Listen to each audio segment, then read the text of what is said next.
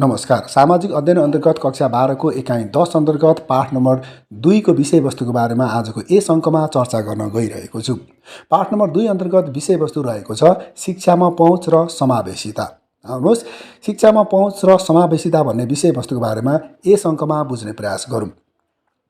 साधारणतया शिक्षामा पहुँच भनेको के हो भन्ने विषयवस्तुको बारेमा सबैभन्दा पहिला चर्चा गरौँ। पहुँच भन्नाले सबै व्यक्तिले प्राप्त गर्न सक्ने अवस्थालाई बुझिन्छ। यहाँनिर हामी शिक्षामा पहुँच भन्ने विषयवस्तुको बारेमा चर्चा गर्दैछौँ। यसरी हेर्दा कुनै पनि समाजमा रहेका कुनै पनि व्यक्तिहरूले सहज रूपमा शिक्षा आर्जन गर्न पाउने अवस्थालाई हामी शिक्षामा पहुँच भनेर बुझ्ने गर्दछौँ। त्यसैगरी अर्को विषयवस्तु रहेको छ समावेशिता। समावेशिता भन्नाले सबै व्यक्तिलाई समेटेर शिक्षा आर्जन गर्न पाउने अवसरलाई समावेशिता भनिन्छ। समावेशिता भन्नाले समाजका सबै व्यक्तिले सहज रूपमा शिक्षा प्राप्त गर्न पाउने अवस्थालाई समावेशिता भनिन्छ। नेपाल एक बहुजाति, बहुधार्मिक, बहुसांस्कृतिक मुलुक हो। यहाँनिर विभिन्न धर्म, संस्कृति, रीतिरिवाज, जातपात, धर्म भएका व्यक्तिहरू बसोबास गर्ने गर्दछन्। त्यसैले कुनै पनि विषयवस्तुको बारेमा बिना भेदभाव सबैलाई एकै ठाउँ राखेर शिक्षा प्रदान गरिने अवस्थालाई समावेशिता भनेर बुझ्ने गरिन्छ। आउनुहोस्, शिक्षामा पहुँच र समावेशिता भन्ने विषयवस्तुको बारेमा अझ धेरै बुझ्ने प्रयास गरौँ। सबैभन्दा पहिला शिक्षामा पहुँच। पहुँच भन्नाले कुनै स्थानमा प्रवेश गर्ने वा कुनै वस्तु प्राप्त गर्ने तथा प्रयोग गर्ने स्वतन्त्रता वा क्षमता भन्ने बुझिन्छ। शिक्षामा पहुँच भनेको लिङ्ग, सामाजिक वर्ग, जातीय पृष्ठभूमि, अपाङ्गता आदिका आधारमा कुनै भेदभाव बिना सबैले शिक्षा लिन सक्ने क्षमता र अवसर प्राप्त गर्नु हो। शिक्षामा सबैको पहुँच बराबर हुँदैन। सामान्यतया व्यक्तिको लैङ्गिक पहिचान, आर्थिक सामाजिक पृष्ठभूमि, जातीय पहिचान, सामाजिक राजनीतिक वातावरण आदिका कारण शिक्षामा पहुँच कम वा बढी हुने गर्दछ।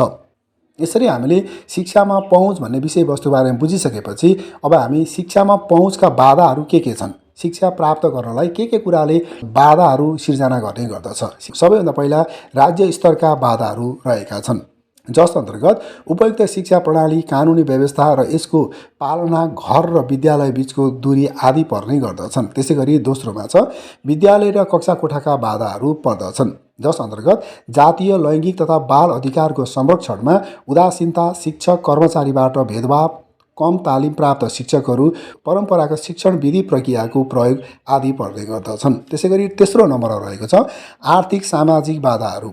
शिक्षा आर्जन गर्ने कुरामा महिला र पुरुष बीचको भेदभाव, गरिबी, बाल विवाह, सामाजिक भेदभाव र जातीय पेसा अगाल्ने चलनले गर्दा मानिसले सहज रूपमा शिक्षा आर्जन गर्न सकिरहेका हुँदैनन्।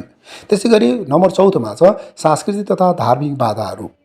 यस अन्तर्गत बाल विवाह, शिक्षा सम्बन्धी चेतनाको कमी, शिक्षामा छोराहरूलाई प्राथमिकता, आधुनिक शिक्षाप्रतिको अविश्वास, दाइजो, देउकी जस्ता कुरीतिहरूले गर्दा मानिसले सहज रूपमा शिक्षा प्राप्त गर्न सकिरहेको पाइँदैन। त्यसैगरी नम्बर 5 मा छ व्यक्तिगत बाधाहरू। व्यक्तिगत बाधाहरू अन्तर्गत पारिवारिक प्रवृत्ति, सामाजिक सांस्कृतिक मूल्य मान्यता, अपाङ्गता, शिक्षामा असफलता, न्यून आत्मसम्मान र कमजोर मनोवृत्तिले गर्दा मानिसहरूले सहज रूपमा शिक्षा प्राप्त गर्न सकिरहेको पाइँदैन। त्यसैगरी हामीसँग अर्को विषयवस्तु रहेको छ विपद तथा सङ्कट सम्बन्धी बाधाहरू। यस अन्तर्गत प्राकृतिक प्रकोप, महामारी, द्वन्द्व र युद्ध आदि जस्ता कुराहरू पर्दछन्, जसले गर्दा सहज रूपमा मानिसहरूले शिक्षा प्राप्त गर्न सकिरहेको पाइँदैन। त्यसैगरी अन्तिममा रहेको छ प्राविधिक बाधाहरू। जस्तै प्राविधिक बाधाहरू अन्तर्गत विद्युत, कम्प्युटर, इन्टरनेट तथा सूचना तथा सञ्चार प्रविधिमा पहुँच नहुनुले कुनै पनि मानिसले सहज रूपमा शिक्षा प्राप्त गर्न सकिरहेको पाइँदैन। यसरी हामीले शिक्षा आर्जन गर्ने कुरामा विभिन्न तत्त्वहरूले बाधाहरू उत्पन्न गराउँदछन् भन्ने विषयवस्तुको बारेमा चर्चा गरिसकेपछि अब हामी शिक्षामा समावेशिता भन्ने विषयवस्तुको बारेमा चर्चा गर्नेछौँ। आउनुहोस्, शिक्षामा समावेशिता भन्ने विषयवस्तुको बारेमा बुझ्ने कोसिस गरौँ। युनेस्कोका अनुसार सिकाइ, संस्कृति र समुदायमा सहभागिता वृद्धि गरी बालबालिका, युवा र वयस्कहरूका विविधतायुक्त आवश्यकताहरूलाई सम्बोधन गर्ने तथा शिक्षामा भएको बहिष्करणलाई घटाउने र निर्मूल पार्ने प्रक्रिया नै समावेशिता हो।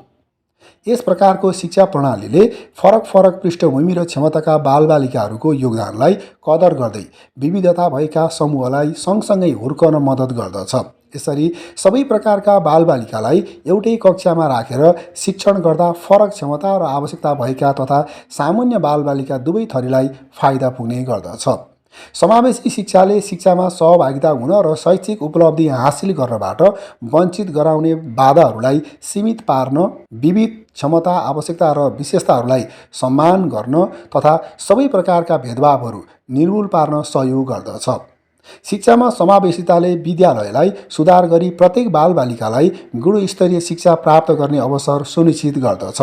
विद्यार्थीका विशेष गरेर बहिष्करणमा परेका, सीमान्तकृत वा न्यून उपलब्धिको खतरा भएका विद्यार्थीको विद्यालयमा उपस्थिति, सहभागिता र शैक्षिक उपलब्धि वृद्धि गर्ने उद्देश्य राख्दछ। समावेशी शिक्षा नेपालमा सन् 2000 सबैका लागि शिक्षा एजुकेसन फर अल कार्यक्रमसँगै भित्रिएको पाइन्छ। सन् 2011 देखि नेपाल सरकारले अपाङ्गता भएका व्यक्तिहरूका अधिकार तथा शैक्षिक अवसरका लागि विद्यालय सुधार गर्ने कार्य गरिरहेको पाइन्छ। नेपालले विभिन्न अन्तर्राष्ट्रिय महासन्धि र समझदारीमा हस्ताक्षर गर्नुका साथै राष्ट्रिय स्तरमा पनि कानुनी व्यवस्था गरेको पाइन्छ। बाल अधिकार सम्बन्धी संयुक्त राष्ट्र सङ्घीय महासन्धि 1989 को धारा 28ले सबै बालबालिकाहरूलाई अनिवार्य र निःशुल्क आधारभूत शिक्षा पाउने अधिकारको व्यवस्था गरेको छ। दिगो विकासका लक्ष्यहरूको सन् 2030 सम्ममा निःशुल्क, समतामूलक तथा गुणस्तरीय प्राथमिक तथा माध्यमिक शिक्षा पूरा गर्ने सुनिश्चित गराउने कुरा उल्लेख गरिएको छ। नेपालको संविधान धारा 31मा प्रत्येक नागरिकलाई राज्यबाट आधारभूत तहसम्मको शिक्षा अनिवार्य र निःशुल्क तथा माध्यमिक तहसम्मको शिक्षा निःशुल्क पाउने हक प्रदान गरिएको छ। दृष्टिविहीन नागरिकलाई ब्रेल लिपि तथा स्वर र बोलाइ सम्बन्धी अपाङ्गता भएका नागरिकलाई साङ्केतिक भाषाका माध्यमबाट शिक्षा पाउने हक प्रदान गरेको छ। हाल नेपालमा विशेष आवश्यकता भएका व्यक्तिहरूका लागि मुख्यतः 2 तरिकाले शिक्षा प्रदान गरिएको छ। पहिलो तरिकालाई छुट्याउने विधि भनिन्छ। यस विधिमा विशेष आवश्यकता भएका व्यक्तिहरूका लागि छुट्टै विद्यालय वा छुट्टै कक्षाको व्यवस्था गरिएको हुन्छ, जस्तै बहिरा विद्यालय, महिला विद्यालय, कन्या विद्यालय आदि। त्यस्तै केही विद्यालयमा एक प्रकारको अपाङ्गता भएका विद्यार्थीहरूलाई एउटा छुट्टै कक्षामा राखी उनीहरूको विशेष क्षमता र आवश्यकता अनुसार शिक्षण गर्ने विशेष स्रोत कक्षाहरू सञ्चालन भइरहेका छन्। यस विधिले पहुँच वृद्धिमा केही सहयोग पुर्याएको भए तापनि विशेष आवश्यकता भएका सबै बालबालिकाहरूलाई समेट्न सकेको पाइँदैन। दोस्रो तरिका अन्तर्गत समावेशी विधि रहेको छ। यस विधिमा विशेष आवश्यकता भएका बालबालिकाहरूलाई पनि सामान्य बालबालिकाहरूसँगै राखेर शिक्षण गराइन्छ।